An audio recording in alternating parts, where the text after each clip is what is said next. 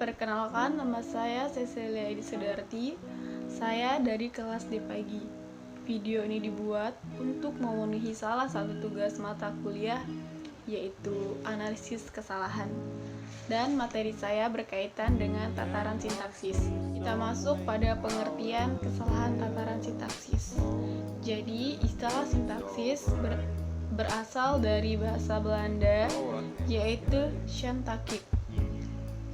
Sintaksis ialah bagian atau cabang dari ilmu bahasa yang membicarakan seluk-beluk wacana, kalimat, klausa, dan frasa. Jadi, kesalahan sintaksis adalah kesalahan atau penyimpangan struktur frasa, klausa, atau kalimat. Analisisnya sendiri yaitu menyangkut tentang kesalahan bidang frasa, kesalahan bidang kalimat, dan kesalahan pada bidang klausa. Baik, kita bahas pada kesalahan dalam bidang frasa. Jadi, kesalahan dalam bidang frasa itu terdiri dari 6. Yang pertama itu adanya pengaruh bahasa daerah. Yang kedua, penggunaan preposisi yang tidak tepat. Yang ketiga, kesalahan susunan kata. Yang keempat, penggunaan unsur yang berlebihan atau mubazir. Yang kelima, penggunaan bentuk supranatif yang berlebihan. Dan yang keenam, penjamakan ganda. Kita lanjut pada adanya pengaruh bahasa daerah. Penggunaan bahasa daerah yang cukup dominan menyebabkan terjadinya kesalahan berbahasa. Contoh, kau bujur ja, ikuti jalani. Pada kata tersebut merupakan contoh pemakaian frasa yang salah. Jadi, kesalahan disebabkan adanya pengaruh bahasa daerah yang dominan, yaitu bahasa Melayu. Kalimat yang benar adalah, kau lurus saja mengikuti jalan ini. Yang kedua, penggunaan preposisi yang tidak tepat. Jadi, penggunaan preposisi yang tidak tepat seringkali terjadi pada frasa preposisional yang menyatakan tempat, waktu, dan tujuan. Contoh, berdasarkan atas perintah Pak Budi, laporan titip ke Sapam. Kalimat tersebut salah dan perbaikannya adalah berdasarkan pada perintah Pak Budi, laporan titip kepada Sapam. Jadi ada penambahan yang awalnya titip ke Sapam menjadi titip kepada Sapam. Ada penambahan kata kepada sebelum kata Sapam. Yaitu ada susunan yang tidak tepat. Jadi, susunan kata yang tidak tepat bisa terjadi karena adanya pengaruh bahasa asing. Contoh, ini adalah hari peringatan peristiwa G30 SPKI. Kalimat tersebut adalah salah dan perbaikannya adalah hari ini adalah peringatan peristiwa G30 SPKI. Jadi, kata yang tadi awalnya ini adalah hari peringatan peristiwa G30 SPKI diganti menjadi hari ini. Jadi ada perubahan kata dari ini adalah hari jadi menjadi hari ini. Yang ketiga itu ada penggunaan unsur yang berlebihan atau mubazir. Biasanya sering kita jumpai pada kata-kata yang mengandung sinonim atau makna yang sama.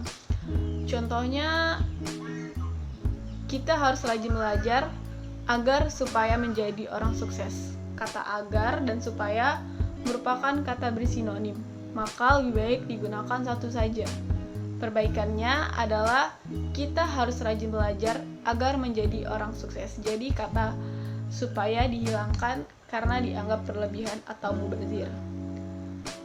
Selanjutnya kita masuk pada kesalahan bidang kalimat. Kesalahan pada bidang kalimat itu sendiri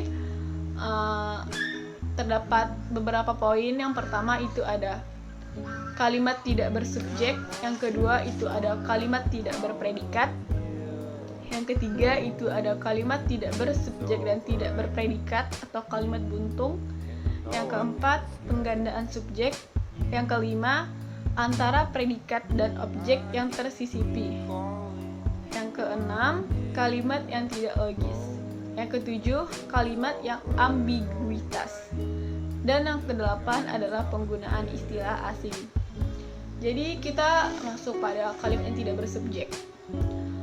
Salah satu yang menyebabkan kalimat menjadi rancu dan tidak bersubjek karena kalimat tersebut merupakan kalimat yang berpredikat verba aktif transitif. Di depan subjek terdapat preposisi. Contohnya, di depan IKIP di kampus IKIP akan mengadakan lomba cipta puisi dengan tema kesehatan lingkungan. Jadi perbaikan untuk kalimat tersebut adalah kampus IKIP akan mengadakan lomba cipta puisi dengan tema kesehatan lingkungan. Jadi ada penghilangan kata di. Yang kedua itu ada kalimat tidak berpredikat. Jadi kalimat yang tidak memiliki predikat disebabkan oleh adanya keterangan subjek yang beruntun atau terlalu panjang, yaitu adanya keterangan lagi sehingga membuat penulis lupa bahwa kalimatnya belum lengkap. Contohnya, tugas kelompok yang dikerjakan bersama-sama. Pembenarannya adalah tugas kelompok dikerjakan bersama-sama. Jadi menghilangkan kata yang. Yang ketiga, itu ada penggandaan subjek. Penggandaan subjek ini menjadikan kalimat tidak jelas. Bagian yang mendapatkan tekanan. Contohnya, kue itu aku sudah panggang ke oven. Jadi perbaikannya adalah kue itu sudah aku panggang ke oven, bukan kue itu aku sudah panggang. Baik, selanjutnya itu kita masuk pada kesalahan pada bidang klausa. Jadi kesalahan pada bidang klausa ini terdiri dari beberapa bagian. Yang pertama itu adanya penambahan preposisi. Yang kedua, penambahan kata adalah. Yang ketiga, pemisah pesona dari verba. Yang keempat, penghilang kata oleh.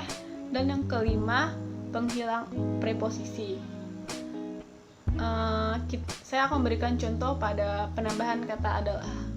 Kata adalah sering atau ditambahkan atau sering digunakan pada klausa ekosional. Contohnya, adikku adalah perempuan. Penggunaan kata adalah pada kalimat tersebut tidak diperlukan. Maka perbaikannya adalah adikku perempuan. Selanjutnya kita masuk pada penghilang kata oleh. Jadi penghilang kata oleh terjadi karena adanya klausa pasif. Contoh, lemari sudah diperbaiki Bapak. Kata oleh dihilangkan sehingga makna pelaku kurang jelas. Jadi perbaikannya adalah lemari sudah diperbaiki oleh Bapak. Yang ketiga itu ada penghilang preposisi. Verba yang berpreposisi adalah verba transkatif yang selalu diikuti oleh preposisi tertentu. Contoh, Nana bercerita cita-citanya. Kalimat tersebut mengalami penghilangan preposisi. Maka perbaikannya adalah Nana bercerita tentang cita-citanya. Baik, sekian video dari saya. Atas perhatiannya saya ucapkan terima kasih dan mohon maaf atas segala kekurangannya.